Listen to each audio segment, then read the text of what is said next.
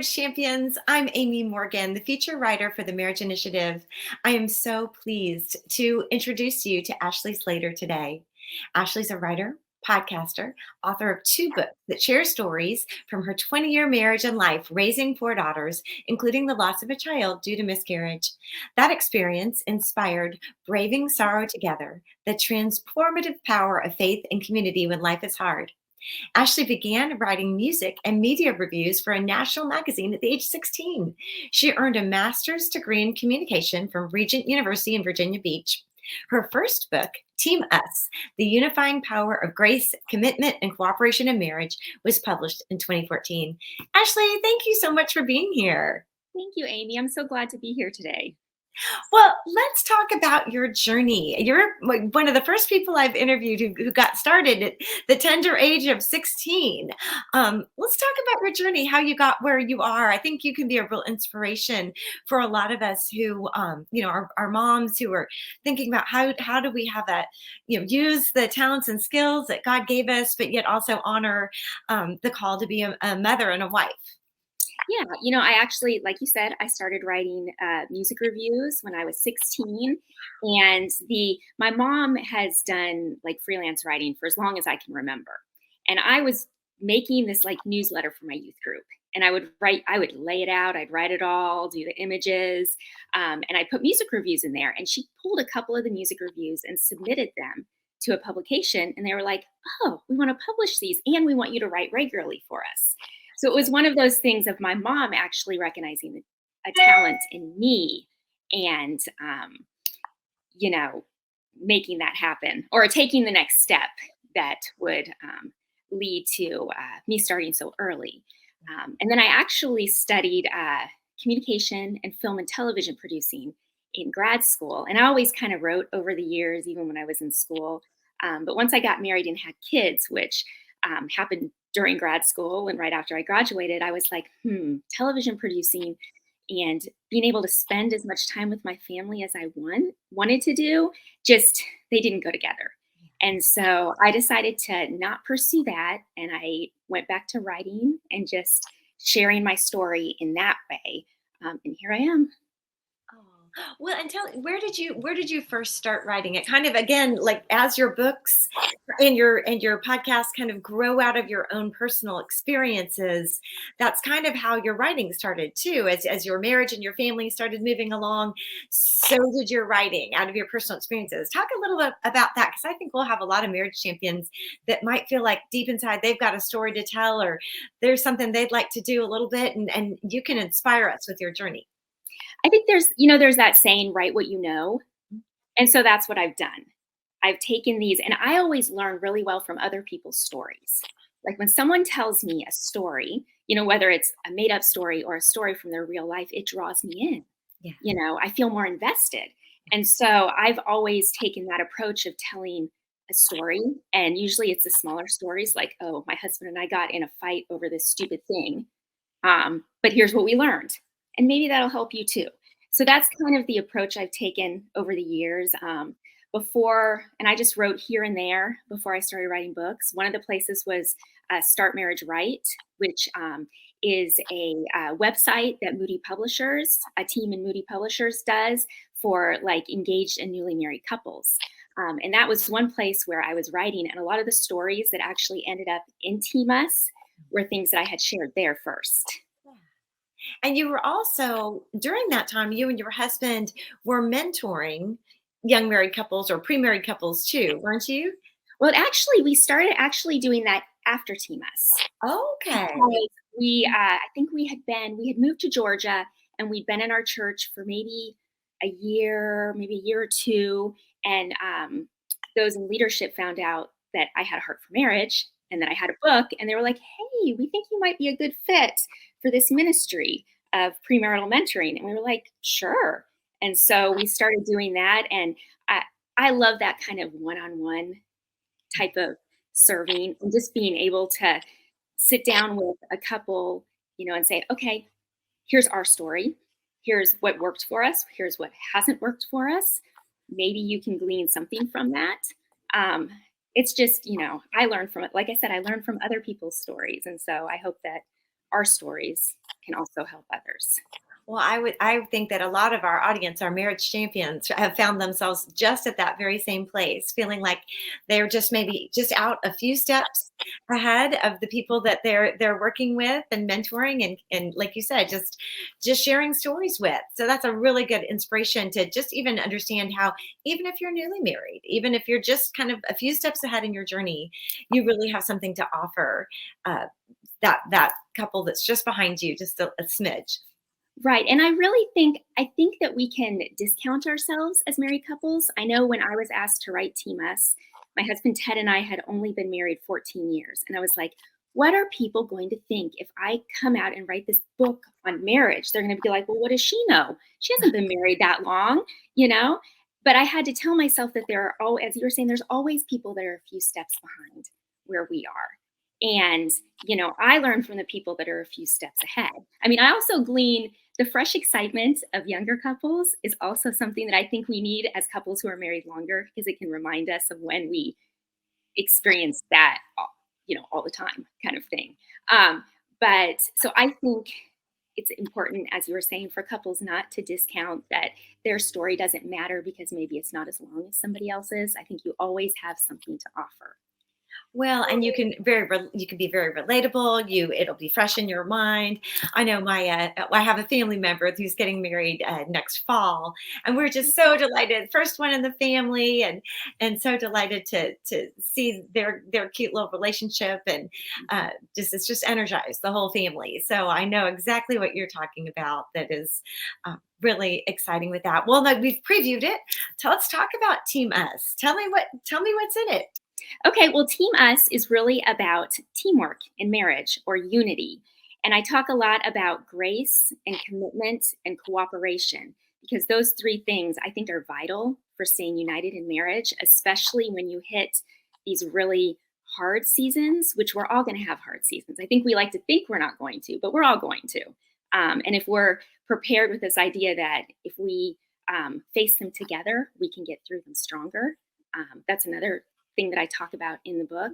And I just look at how I started out by talking about, the first human team, which is Adam and Eve. And instead of looking at where they failed, I like to go back to before the fall and look at them as a team and say, okay, how did God design us as married couples to be?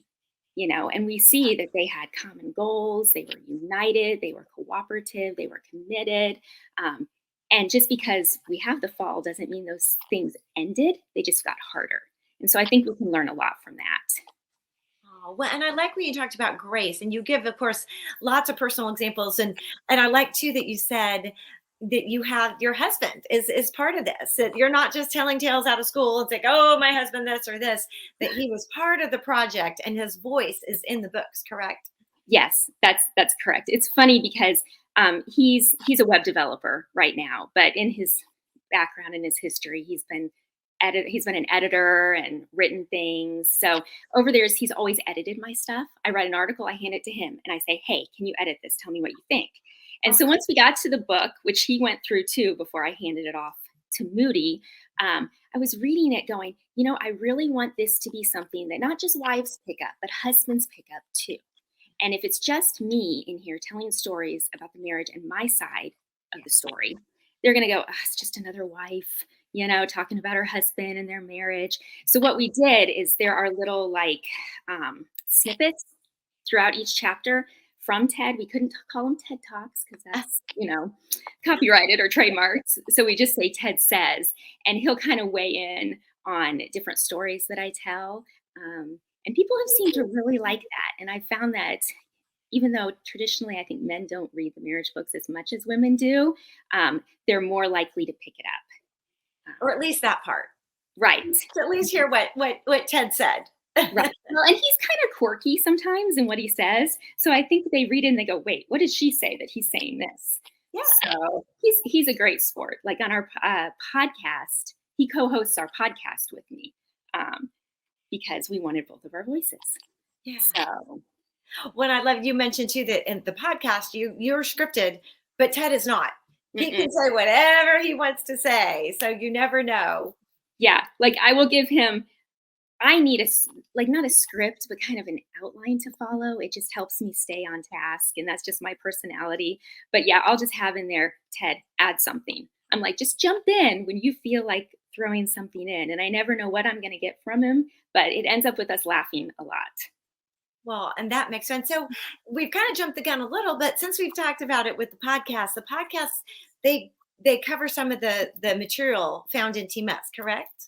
Correct. The episodes that are already released, each one corresponds with a chapter in TMS. We just finished recording some upcoming ones. We took like a year and a half break because we moved and just had lots of transition stuff, and we just weren't able to.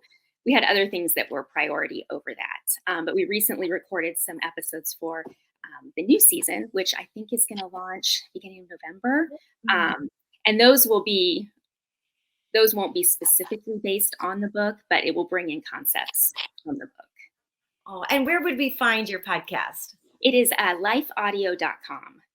Okay. That would And be just that'll be search for TMUS. yeah. Search for TMS at lifeaudio.com. That'll be great. So let's go back to some more of the content. In Grace, you actually brought up a really interesting point that I think will it really resonate with some of the younger couples about how when you're single, you kind of have this way of living, and that doesn't just change automatically when you get married. Yes. And it's funny because I like to tell the story of in the weeks leading up to our wedding, Ted was in his 30s when we got married. We have a little bit of age difference. I was in my 20s. And he was going around telling everyone the single Ted is going to die. And he'd say it with this such excitement that I couldn't be mad at him for telling people that, you know. But so he knew that he would have to change, and some of the single habits, that he had would have to die. But you don't realize until you get into marriage that that takes time. And it also takes a lot of grace, because it's easy, I think, especially as newly married couples, especially when we move out of like the honeymoon phase into the frustration phase. I like to say there's a little bit of marital culture shock, and it has the four different phases or stages that you see in normal culture shock. But when you get into that frustration stage, it can be like, wait, they know this annoys me, so why haven't they changed? Do they not love me? Does my husband not love me because he's not changing? Yeah. But the focus is on that he hasn't completely changed. Whereas grace tells us to go, oh, like with Ted, he used to work super late. And so I'd have dinner ready and be like, where is he at? And I'd call him, oh, I'm still at the office. I still need to finish up. And so it was easy for me to, as the months went on, to be like, well, you're still coming home late, instead of saying, oh, you're home an hour earlier than you were last month or last week. And when we focus on the progress, which is how we can exercise grace, I think it just benefits our relationships, because no one is going to want to keep trying to change if you're always saying you're not good enough. The change is not enough. So I think we really have to have patience, as we kill those old habits. Yeah, no, and that was a concept that I hadn't heard before. And I thought that was really, especially for those, like you said, the kind of newlyweds that are learning to adjust to their being, to be their coupledom, and to really kind of smooth out as those rough edges are being smoothed out, that they won't just smooth out exactly immediately. And then you talked about some of the other spots there. Was it cooperation and something about like an issue? Is an issue worth addressing, or is it not? Right. And that kind of goes to some of those old habits, or annoying, like maybe the annoying habits. Like I have this weird thing. I don't like Ted to bring the mail in from outside and put it on the kitchen counter, because I'm like, I don't know where the mail's been. Kitchen counter is where we prep food. And so that was one of those habits that at first I was like, please don't do that. But then he'd forget and he'd do it again. And I'd start to get frustrated. And I would realize, wait a minute, I need to step back and look at this behavior of his. Well, I need to look at my own heart too, but his behavior, and go, is this sinful, or is it just annoying me? And if it's just annoying me, then maybe I'm the one that needs to change and not him. And how hard is it for me if that bothers me and I know he's just forgotten, instead of reprimanding him or getting upset, to just pick up the mail and move it myself, and let it go. So I think when it comes to different habits or even issues, stepping back and going, okay, why is my heart so upset? And is this something that is offending God, the actual behavior, or is it just offending me? And I can choose to have grace. And pick up that bottle of Clorox spray and get your counter clean right after the meal. Exactly. Yeah. And just know that okay, that's yeah.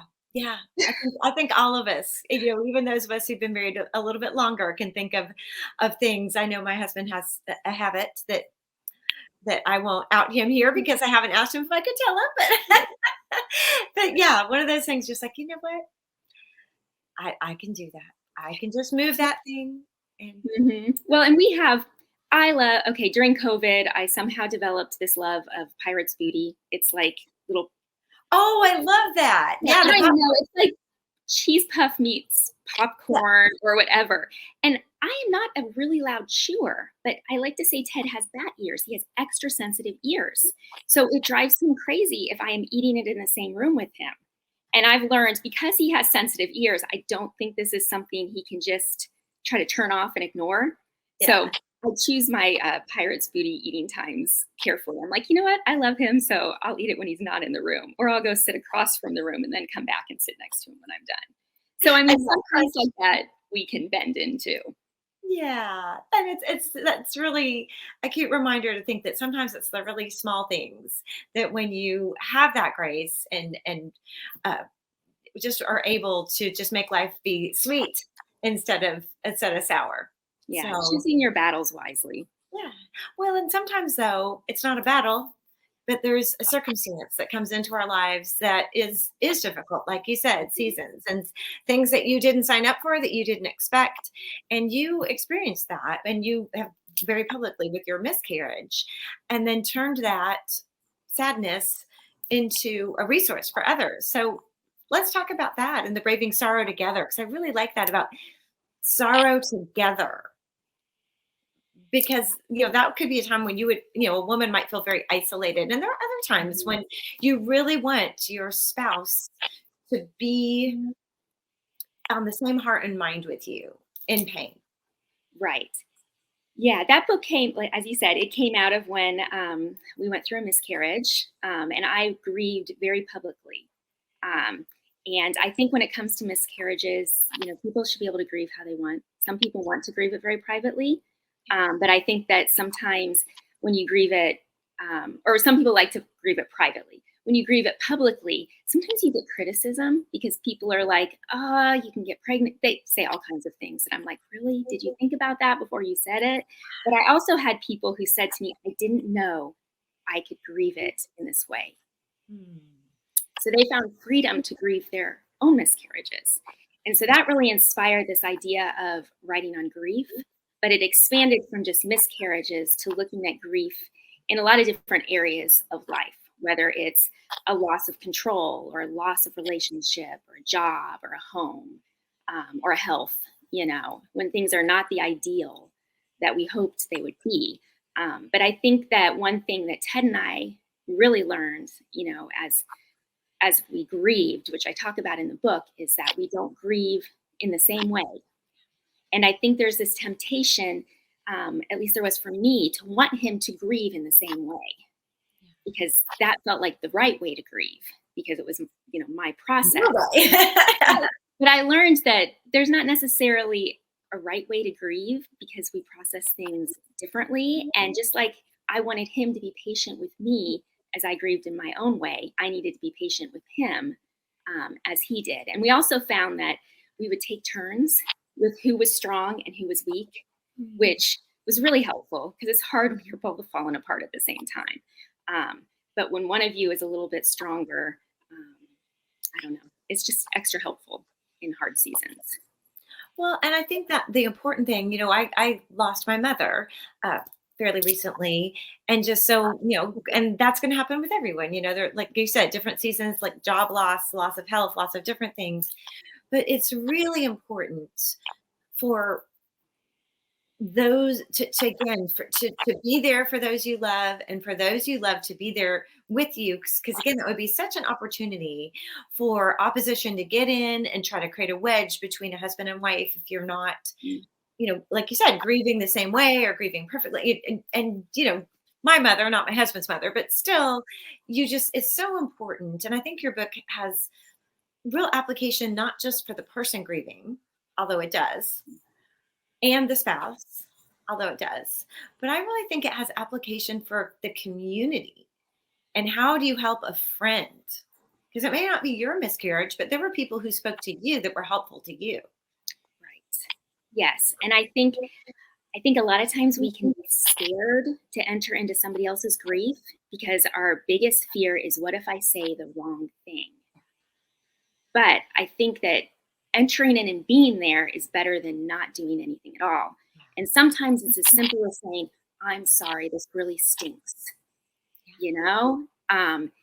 And just being able to sit in the grief with them. I think a big thing, my dad is actually a hospice chaplain. He's been a hospice chaplain for, I don't know, like, I want to say 20, 25 years. And one Oh, of the most helpful things he said to me was to remember people long term, because everybody, in a sense, when you lose someone, everyone's there for you right after the death and funeral. But as those anniversaries come, those 1 year anniversaries, or the different things that bring up painful reminders, sometimes people forget. And it's hard as the person grieving to see everyone else going on with their normal life when your normal has completely changed. And so I think a big thing as a community that we can do is try to remember those anniversaries and try to remember things like that, and just send a text, send a note, say, hey, I'm thinking about you today. I know it's a hard day. So long-term support is something that he said is really important. yeah, that is so good. I'm so glad we talked about that. And two, I think being able to know a friend, like you were talking about developing that community.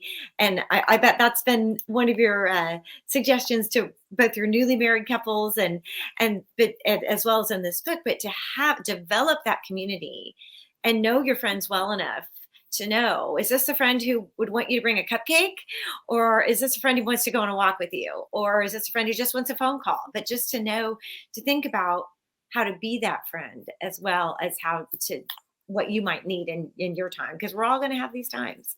Right. And that developing really comes when you're in good seasons.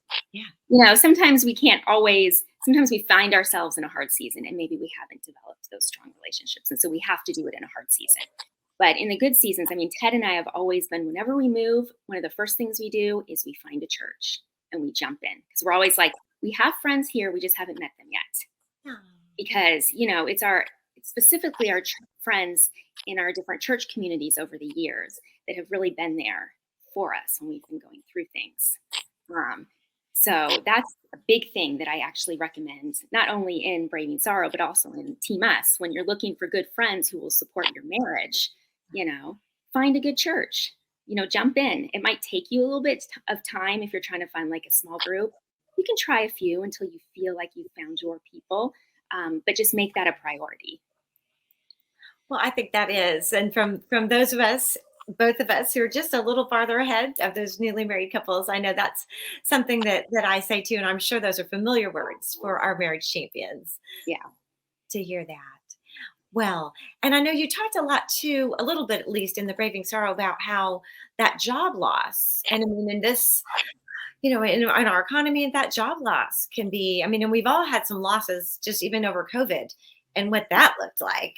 Uh, a lot of different losses of um, things we were expecting, trips that you lost, family reunion, family members that maybe you didn't get to say goodbye to in a way you would have liked. But you were talking about job loss and husbands, perhaps even, and then again, how do you face that together? Yeah, job loss. We've gone through a couple different seasons of job loss. And for Ted, has always hit on his identity, in a way that maybe I don't fully understand. And because he is like the most loyal person I know, whether it's to me or to his employers. When he's working or working with a client, he is loyal and he works hard and he brings his best and he goes, oh, beyond expectations. And so the times when he has lost a job, it's been really, really hard for him to go, okay, wait a minute, who am I without this job? Um, and so as a wife, my thought is, let's fix this situation. Okay. Let's find another job. Let's figure this out. But sometimes I have had to step back and just give him a little time to process it, and to not rush him to do things in what I think is the proper timing. And I don't know, there's probably other wives out there that do that too. So I think when it comes to job loss in marriage, it's helpful to kind of step back and pray. That's a big thing. Lord, give me wisdom on how to walk through this. Help for me to seek you and your will, not push my will on, my husband. It's definitely, it's hard, but I think it's, going through those things a few times has brought us closer together. Well, and I think that's the goal, whether it's Team Us or in Braving Sorrow, together. Right. Going forward, walking forward together as a team in unity. How about your new podcast? Any examples that you can give us? That you said you've just wrapped some of your any? Can you share a story that we might be able to find that's upcoming? Oh, okay. Well, one of the things we talk about, which is going to kind of sound silly, is we talk about why we like to say we have a boring marriage. Yes.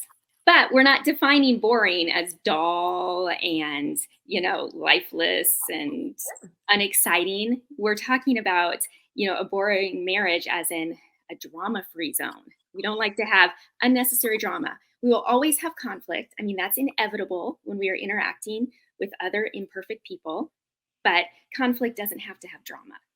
It doesn't have to have these overblown emotions. We also talk about how conflict is inevitable, and how you don't have to be some sort of, it's okay not to be some sort of power couple who does all this kind of stuff. I mean, people might be like, well, you write books and you do podcasts. We're just faithfully doing what God has put before us, the opportunity he's given us. We think we're very boring, and we like that because we're just faithfully doing what God has called us to do together, and we're trying to do it without drama. And, talk about picking your yeses wisely. You can't do everything. So sometimes we even have to say no to good things, which is one reason it took us a while to start recording podcasts again, because we had to say no to some good things for a while, and choosing your, those you surround yourself to speak into your marriage wisely. And just even choosing who you compare yourself as a couple to, because there are couples that I don't think comparison is all bad. It can be. But if you have a couple in your church and you're like, I want what they have. When we're their age, I want our marriage to have some of the qualities they have. That's a good comparison because it helps you strive toward growing and strengthening your relationship and just individually growing. So yeah, we talk about why a boring marriage can be a good thing. Well, and what's the difference really between a role model that's like our marriage champions who can be aspirational and Right. who are leading you along a good path because you want to take similar steps, or someone who you're coveting what they have or do, Right. and it's taking your heart and mind in the wrong path. And there's a big difference in there. Yeah, exactly. I like the way you put that. Oh, well, good. But yeah, and it's just so nice to get to talk to you, Ashleigh. And just, you have such great wisdom for the couples and the marriage champions who are here watching. And I know that you'll all want to connect with her and find her podcasts and with the new ones coming out, and also look for those books. I know that the Braving Sorrow Together is one nice one to have on your bookshelf for when you may need it, or when a friend may need it. I know I have ordered it already and giving it to somebody. So anyway, very helpful. So anyway, Ashleigh, thank you. Thank you so much for being here. Yeah, thank you for having me. It's been so fun just sitting down and chatting with you. Well, it's just like as I said, the big sister you always wanted. Really neat. And marriage champions, if you'd like to find more about Ashleigh and her resources, you can always find us at marriageinitiative.org.